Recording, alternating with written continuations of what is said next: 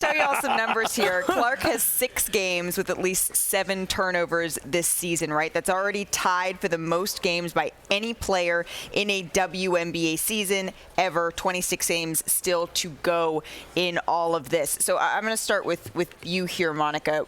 There's been an adjustment period, right, for Caitlin Clark a little bit here. But when we're talking about the gap between the best players in the league, there was a time where we were discussing, okay, she has the 3rd shortest odds to win MVP coming into this. No pressure. So what's the gap between her and some of those top talents in the league? Well, I think for me, I just was like, all right, let's just take the Olympic team as an example in terms of her position. So you got Sabrina Ionescu, Chelsea Gray is on that team. These are women that are similar scoring in terms of output, but Chelsea Gray doesn't turn the basketball over. Sabrina Ionescu doesn't have the same type of pressure on her with the New York Liberty or the role and responsibility. So to me, Caitlin, in my mind, year 3 probably will be striking her best stride. And it's going to be incumbent on the Indiana Fever as an organization to put the right pieces around her. Right. They are very much a team that is rebuilding, trying to get back to that 2016 championship energy. And so right now, I just don't think that there's enough support around her consistently. Okay. Now, history says, because they've now had 2 #1 picks, Alyssa Smith was a top 5 pick, when you have that amount of picks at that early in the draft, you are on track. If you look at the Las Vegas Aces, give it, I think it's 4 years out, and you start putting yourself in a position to contend. Okay. But she's probably about 2 years out from her best basketball in my mind, and that includes the organization growing around her. So since we were talking about the stars of the WNBA, I want to just whip around some action from last night, and we're going to start with the reigning champion Las Vegas Aces taking on the Mercury. Asia Wilson, Jackie Young dominated fresh off their Team USA nods, a career high 34 from Young, 32 and 15 from Asia, marking her WNBA record 8th straight 25-point game. The Aces are only 6-5, but Monica, I'm going to be asking you this all year.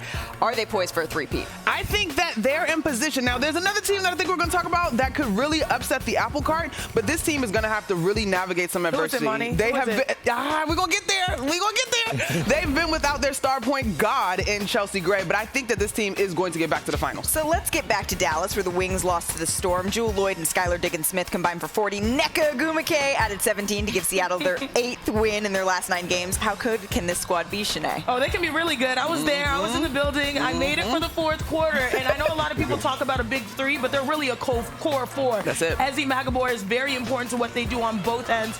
They're going to be a slow burn. They're still trying to figure out their chemistry, but they're winning along the way. And I see you, sister. I was waiting for that bit to come out.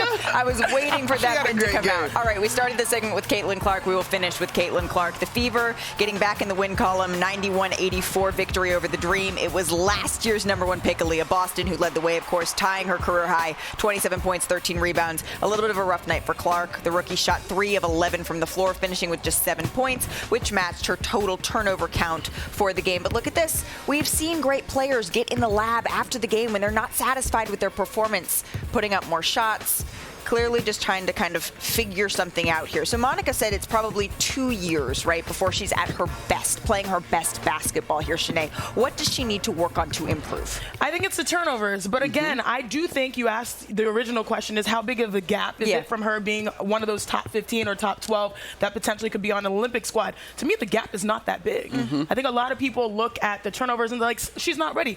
She still has a lot of gifts to me. She's averaging 15 points per game as a rookie in the WNBA. Like, I think there's this comparison like, oh, star players should be averaging 25, 28. That doesn't happen that often in the WNBA. For her to put up these numbers, I think that the hardest thing for her is learning on the fly, learning with the ball in her hands. And I think those turnovers are in some ways compliments because she's unselfish. Correct. She's willing to make the right play, even incur the mistake along the way. Right. So I think I give her grace on that turnover mark, but overall she's not too far off once she figures out how to adjust and settle into the WNBA. You got this, Perk. Yes, You got this. Let's go, Perk. No. So it's more. I got questions. Right? I actually love that you have questions. I do. I do. Here's the first question. It goes to both of y'all, Monica and Shanae. I want to know this. Caitlin Clark, #1 pick. Shanae, you was the #1 pick. Every rookie go through their growing pains, their ups and downs, but rookies also have veterans, right, that they can lean on, and they have mentors, right? Correct me if I'm wrong, but you had Lisa Leslie in your corner. Am I right? Yes. Right? Yep, absolutely. Right, so you could call her up. She could mentor you through your problems. I'm like, damn, is anybody going to reach out to Caitlin Clark? Like, it doesn't have to be on the Fever Or is it just like every single night for the rest of her career is going to be either kill or be killed? Like, seriously. No, I think she has mentors, because one of the cool storylines that we saw last year was that Maya Moore, she literally shrieked. Yes, it was so on cute. this network when she met her favorite player. She does have mentors, and I do think she's going to draw on them. But I'm not going to lie, going from college, I was drafted in April and you're playing in May. You don't have much free time on your hands, especially as you're trying to adjust to the league. People will reach out to her, and people are. I think everyone goes to her and says, sis, we appreciate while you're here. We see you pushing the game. People dap each other up after games because they want to show that we're here in solidarity with you. So yeah, it's good that she's existing and even bringing all this attention and notoriety. And I do think there are a lot of people that she leans on to help her through this time. I think you're absolutely right. But I think what is unique about this, Perk, is I'm sure there are people in her corner, but we have not had a star that got this much light and publicity and everything was so heavily scrutinized in the W. And again, her rising tide is raising all ships, but this is not just mentoring about how to play basketball and how to be a rookie, how to be basically a business unto yourself in your rookie season. Right. And on top of that, when I went to Connecticut, our team did not win games. I was crying in the locker room after games.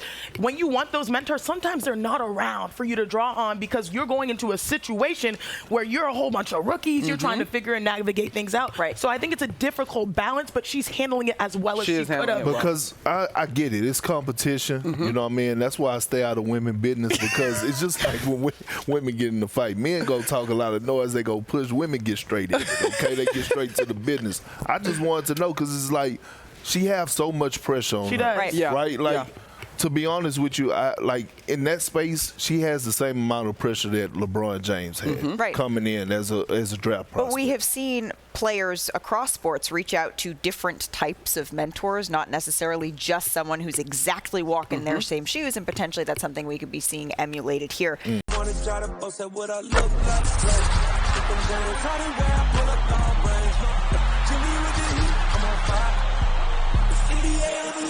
NBA